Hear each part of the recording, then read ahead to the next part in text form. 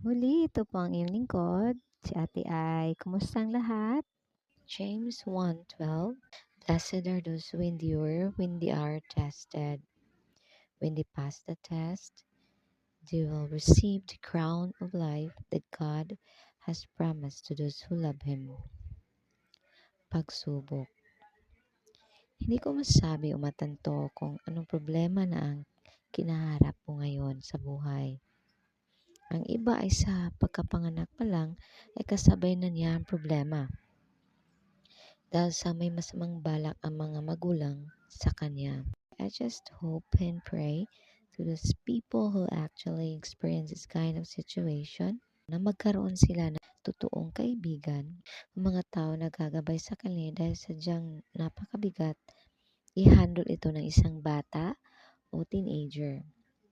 Ang hirap if you grew up with hate in your life. Peace is a kind of treasure na kahit nasa iyo na, ay mahirap mong makuha o mabuo para sa sarili mo. At hindi ito mabibili o mababayaran ng kahit sino man. It needs enough spiritual strength to battle your mental stability. As you grow up, ay mas may malaki pang pagsubok ang iyong haharapin. Kung puro puot at hinanakit na ang puso mo, paano mo maharap na mag-isa na kahit sa sarili mo ay hirap kang buuin at tanggapin ang sitwasyon mo. Kaya ang iba ay as early ay nakapag-asawa na dahil they find comfort to other people and they think na makatutulong iyon sa mga pinagdadaanan nila. And mostly, it it make their situation worse.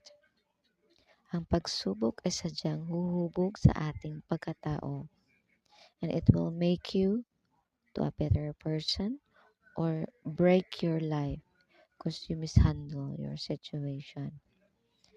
Hold to God's promise that we need to endure the test of life.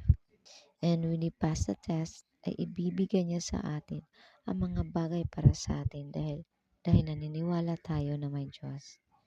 And for that, may God be praised. Amen. God bless.